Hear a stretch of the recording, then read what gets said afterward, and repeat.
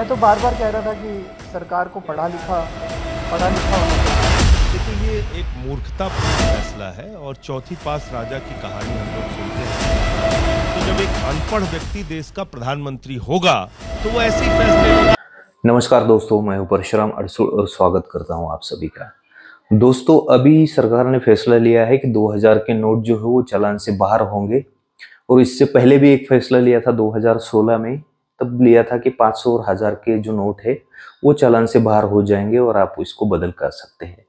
अब हम नज़र डालते हैं कि ये जो फैसला लिया है ये सरकार ने क्यों लिया है, 2016 में क्यों लिया था, 2023 में क्यों लिया है, इन दोनों में क्या फ़र्क है 2016 की नोटबंदी में और 2023 की नोटबंदी में, और इसके पीछे जो सरकार का मकसद था इन दोनों नोटबंदी करने का वो कितना खड़ी उतरी है सरकार इन दोनों पे।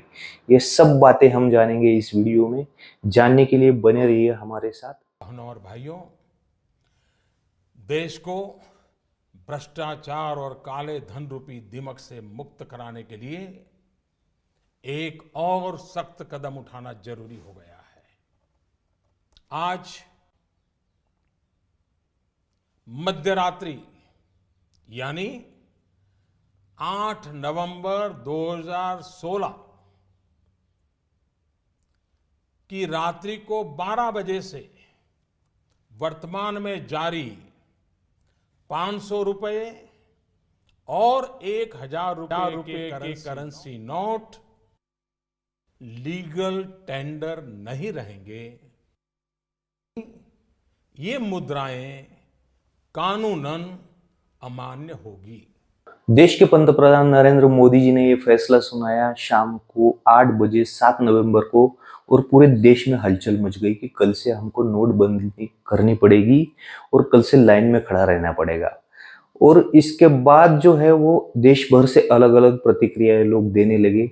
आइए जानते हैं कि तब किसने क्या क्या कहा था इसके बारे में। Management failure and in fact it is a case of organized loot and legalized plunder of the government.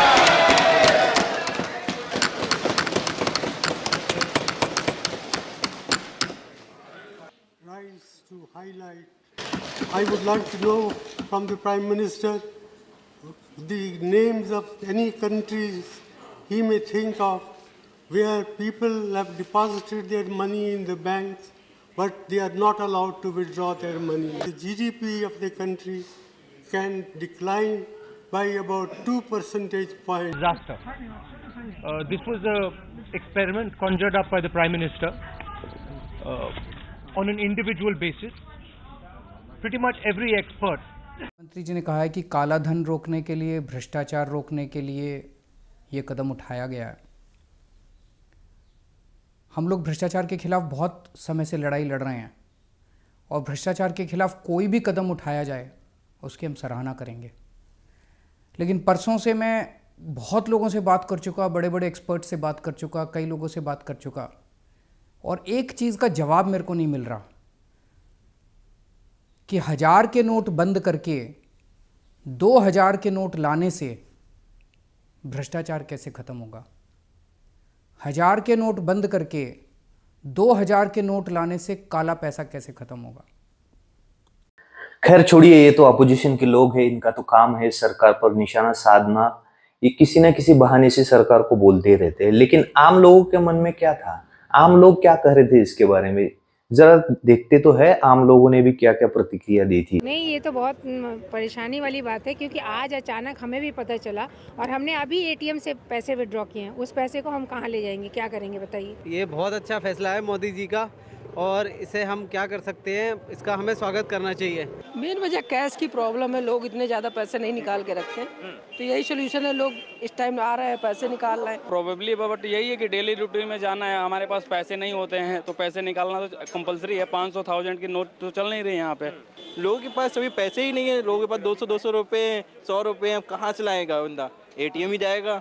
अभी कॉमन आदमी को थोड़ा तो सहन करना चाहिए मेरे ख्याल से, क्योंकि इतना बड़ा मूव है ये टेररिज्म को खत्म करने का, काला पैसा खत्म करने का। आज मतलब दाऊद मतलब भंगार वाला हो गया है। I think so is the correct decision है। पर हार्डली तक अगर आप हमारी पब्लिसिटी को सपोर्ट करती है तो हार्डली कुछ सब इस फैसले पर कुछ तो उम्मीद कर सकते हैं इसके ऊपर। बहुत लोगों के पास बहुत करप्टेड पैसा पड़ा हुआ है जो वो लोग निकालने में दिक्कत होगी उनको, तो आम कॉमन जो पब्लिक है उसको बहुत बेनिफिट होएगा उसके लिए। एक सडन डिसीजन लेने की वजह से जो स्लम पब्लिक है उनको थोड़ा, लोगों को अवेयरनेस नहीं है। See people are thinking about that, मतलब जो न्यूज़ चैनल में आ गया तो थोड़ा सा देखे और सीधे चले आए, but actually awareness about that is के ब्लैक मनी जो भी है तो वो नरेंद्र मोदी ने पूरा रोक दिया है। पर एकदम सडनली इसमें क्या है कि एक गरीब तबका भी मरेगा, उसके बाद भी 500 1000 के ही नोट होते हैं, 100 के अभी घर पे किसी के पास।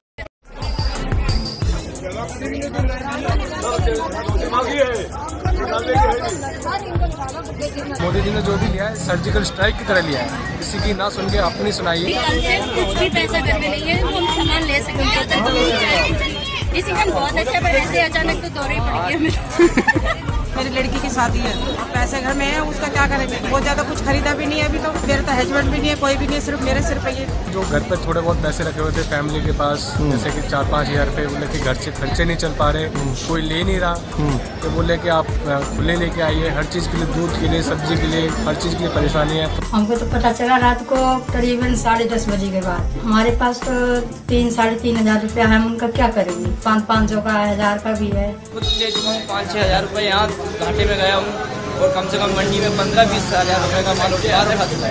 500 रुपये लेकर के छुट्टी के लिए कल हम लोग बहुत परेशान हुए और खाना नहीं खाए। दूसरा दुकान पे गए तो वहाँ पे कहने लगा कि 100 रुपये काटेंगे हम लोग, उस कारण हम लोग छुट्टा नहीं कराए। अभी जरा जमा करवाने के लिए आए हैं, बहुत लंबी लाइन लगी हुई है। यह सब कहा था भारत के आम लोगों ने, लेकिन कुछ लोग ऐसे भी थे जिन्होंने कहा था, अरे माँ चुदी पर ही अचानक बता रहे हो करे। चलिए ये शायद 2016 की जो नोटबंदी हुई उसकी 4 वजह थी। पहली वजह थी कि लोगों के पास जो काला धन लोगों ने छुपा के रखा है उसको बाहर निकालना। दूसरी वजह थी भ्रष्टाचार कम करना। तीसरी वजह थी आतंकवाद कम करना। और चौथी वजह थी डिजिटल ट्रांजैक्शन को बढ़ावा देना, जिससे कि लेन देन में जो है वो ट्रांसपेरेंसी आ जाए। लेकिन ये चारे जो वजह थी, और उसके बाद नरेंद्र मोदी जी ने उसको नाम दिया था कि ये प्रामाणिकता का पर्व है, ये जो है ईमानदारी का उत्सव है। तो आइए और हम सब जुड़ जाएंगे इसके साथ। और 2000 का नोट तब लॉन्च करने की पहली बारी थी, जब इंडिया में 2000 का नोट लॉन्च हुआ। तब कुछ लोगों ने कहा था कि आप 1000 का नोट बंद कर रहे हो और 2000 का नोट चलन में ला रहे हो, तो इससे जमाखोरी बढ़ने की चांसेस जो है वो और भी ज़्यादा है, तो आप ये ला क्यों रहे हो। लेकिन सोशल मीडिया पे कुछ लोग थे जो लगे रहे थे ये लोगों को बताने में कि कैसे 1000 की जगह 2000 का जो नोट है वो कितना बेहतर है और उसके कितने फायदे हैं। और एक कैटेगरी थी, उस कैटेगरी का नाम जल्दी ही आप जान जाएंगे। वो लोग लगे रहे थे बताने में कि काले धन पर रोक के लिए लाए जा रहे 2000 रुपए के करेंसी नोट को बनाने के लिए state of the art nano technology का इस्तेमाल होगा। ये एक नई बात होगी। 2000 रुपए के हर एक नोट पर NGC यानी नैनो GPS चिप लगा हुआ होगा। और अब हम आपको ये भी बताएंगे कि NGC तकनीक कैसे काम करती है। NGC के काम करने के लिए किसी पावर सोर्स की जरूरत नहीं पड़ती। ये सिग्नल रिफ्लेक्टर की तरह काम करता है। जब कोई सैटेलाइट लोकेशन की जानकारी लेने के लिए सिग्नल देता है, NGC लोकेशन से इस सिग्नल को रिफ्लेक्ट कर देता है। इससे लोकेशन का सही अंदाजा मिल जाता है और सैटेलाइट को करेंसी के सीरियल नंबर की भी जानकारी मिल जाती है। अच्छा, हमको सिखा रिया है। और ऐसे बताकर ये लोग अपनी चीप पत्रकारिता का परिचय दे रहे थे। अब बात करते हैं उन 4 मुद्दों के बारे में जिसके लिए सरकार ने 2016 की नोटबंदी की थी। उसमें से पहला मुद्दा है काला धन। काला धन को निकालने के लिए सरकार ने नोटबंदी की तो थी, लेकिन 2018 की अगर हम RBI की रिपोर्ट देखें तो उन्होंने कहा था कि हमने जितना पैसा मार्केट में भेजा था उसमें से 99.30% पैसा अब हमारे पास जमा हुआ है। और आंकड़े जारी किए थे, आंकड़ों पर नजर डाले तो 15.41 लाख करोड़ उन्होंने मार्केट में भेजे थे। उसमें से 15.31 लाख करोड़ जो है वो अभी उनके पास जमा है। तो गैप आता है सिर्फ 10,000 करोड़ का। 10,000 करोड़ में से कुछ अर्थशास्त्रियों की अगर हम बात माने तो उन्होंने कहा था कि उसमें से कुछ करेंसी नेपाल और भूटान जैसे देशों में चली गई होगी और कुछ करेंसी मंदिरों के दान पेटियों में पड़ी है जो ट्रस्ट ने देने से इनकार किया। और हो सकता है उसमें से कुछ काला धन हो और कुछ पैसा डैमेज भी हुआ हो। लेकिन हम अगर ओवरऑल नजर डालें इस सब सिनेरियो पर, तो इसमें से जो है भारत को नुकसान ही हुआ था। नुकसान कैसे? तो नोटबंदी की वजह से 1.5% की जीडीपी पर असर हुआ था। 1.5% का अगर कैलकुलेशन लगाया जाए तो 2.25 लाख करोड़ रुपए उसका अमाउंट हो जाता है। अगर हमने 10,000 करोड़ के लिए 2.25 लाख करोड़ लगाए हैं तो ये तो भाई नुकसान ही हुआ। और ये सब रिपोर्ट्स देखने के बाद लोग तो सरकार को बोलने लगे थे, आप बोले थे बोला तो दिखाएगा हाथी, निकली चीटी। चीटी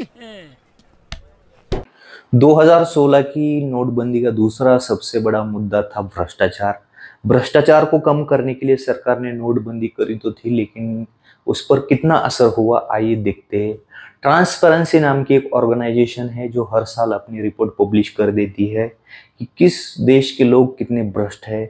हमारा अगर 2016 से 2022 तक रिपोर्ट देखें तो ऑलमोस्ट रैंकिंग सेम ही है, उसमें से कोई भी फर्क नहीं पड़ा है।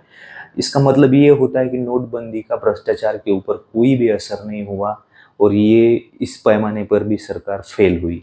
लेकिन एक बात मैं हाईलाइट करना चाहूँगा कि सरकार इसमें कुछ भी नहीं कर सकती है, क्योंकि भ्रष्टाचार जो है वो लोगों के बिहेवियर पे ऊपर डिपेंड होता है कि वहाँ के लोग कैसे बिहेवियर करते हैं।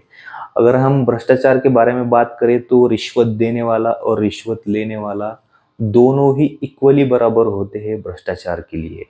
तो भ्रष्टाचार अगर खत्म करना है तो सरकार के ऊपर निर्भर ना रहते हुए हमें खुद आगे आना पड़ेगा और इसको नष्ट करना पड़ेगा। 2016 की नोटबंदी का तीसरा मुद्दा था आतंकवाद पर रोक लगाना।